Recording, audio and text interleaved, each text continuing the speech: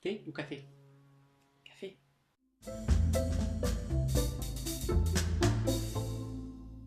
Bonjour Colline, Bonjour. est-ce que tu peux te présenter? Bien sûr, donc je m'appelle Colline, j'ai 23 ans et je suis photographe professionnelle. Où ça? Au nord de Nantes, à Truyère. La photo, elle est rentrée dans ma vie, c'est un peu compliqué à déterminer parce que je suis la fille d'une maman peintre. Donc depuis que je suis toute petite, je vis dans un univers qui est assez créatif. Et la photo, elle est rentrée dans ma vie au moment des premiers téléphones portables avec l'appareil photo. Donc je suis malheureusement plus si jeune que ça.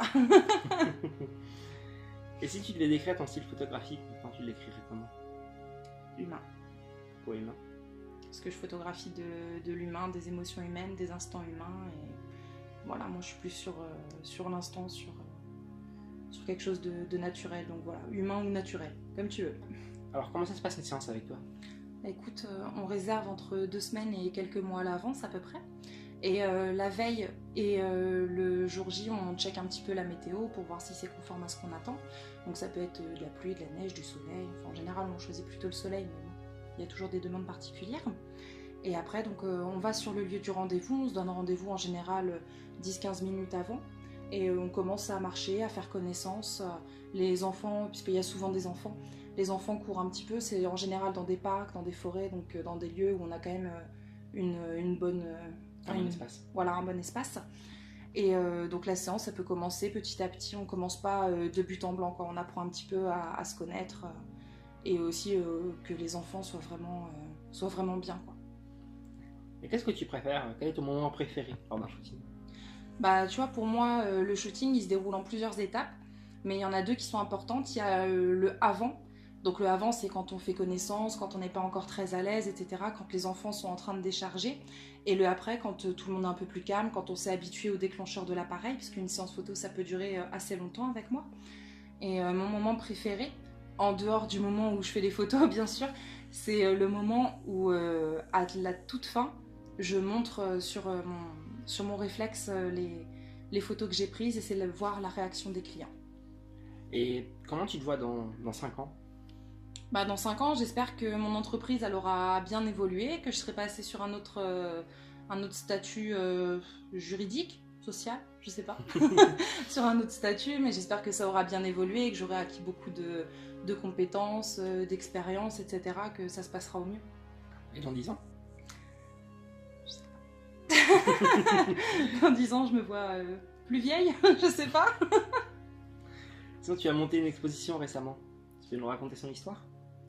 Écoute, sur l'exposition, on était 4, donc il y avait 3 peintres et moi, donc la seule photographe, et on était 4 femmes, donc il y a une émotion féminine qui est quand même assez marquée dans toute l'exposition. Je ne vais pas parler au nom de mes collègues peintres, mais juste en mon nom, donc pour moi c'était sur les mains.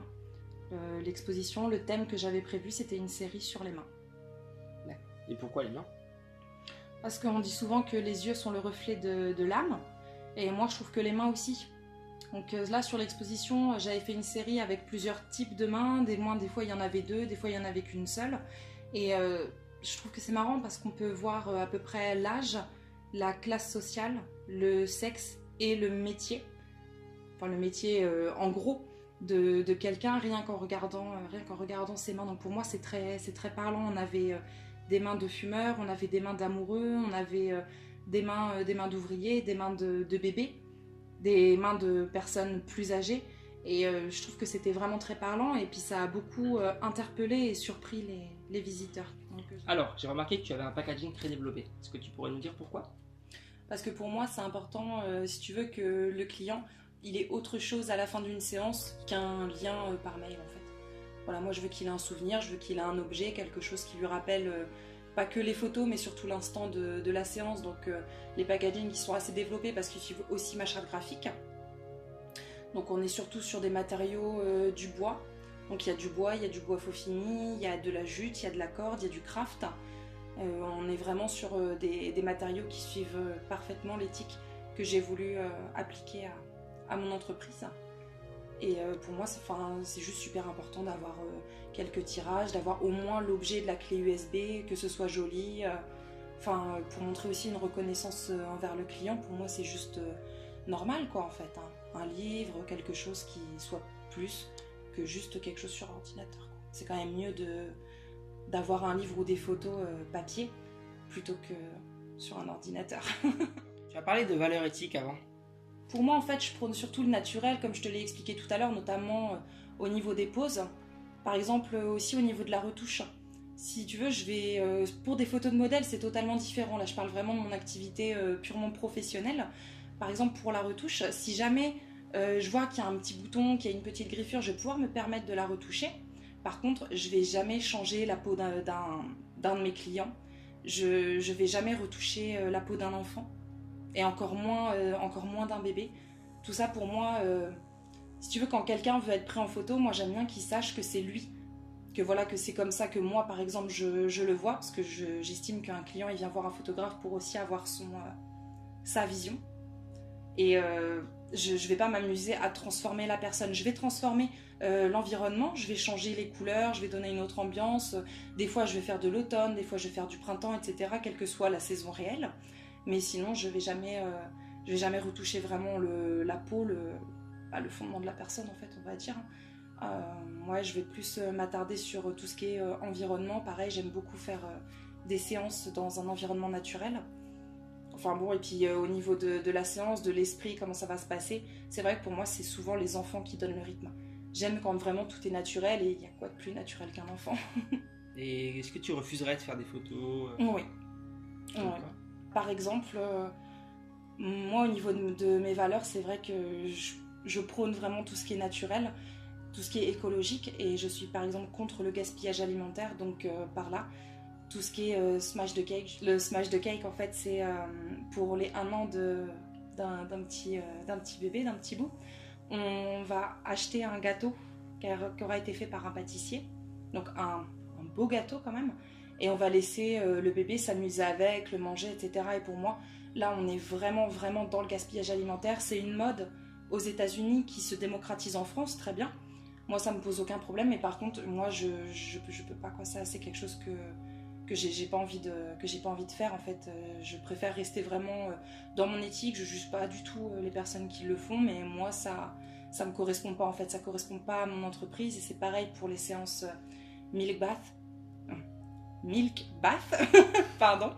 Et là, on est aussi, c'est un petit peu le même principe, ça s'est démocratisé aux États-Unis. Si je dis pas de bêtises, hein, si je dis une bêtise, de toute façon, quelqu'un me le fera remarquer, je pense. Mais donc, et là, ça se démocratise aussi en France.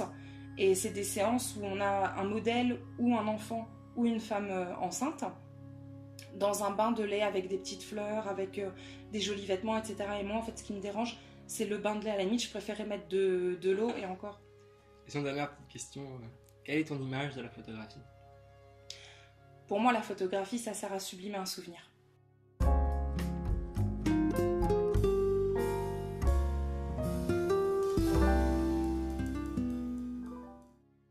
On a eu tac au tac. Quel type de photographe t'importune? Le photographe qui pense ne plus avoir rien à apprendre.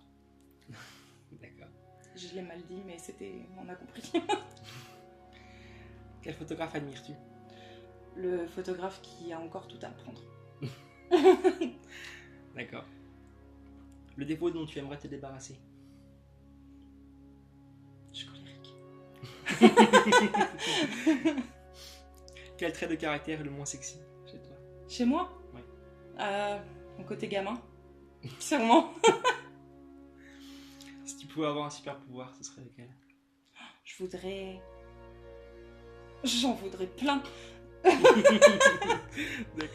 Si tu pouvais rentrer discrètement dans l'appartement de quelqu'un, d'une célébrité, ce serait qui? Johnny Depp. Johnny Depp. Et dernière question, quelle est ta principale qualité? Je suis gentille. Donc, où est-ce qu'on peut voir ton travail? Sur mon site internet, ma page Facebook et mon compte Instagram que je mettrai un peu plus à jour maintenant. T'as un petit mot pour la fin?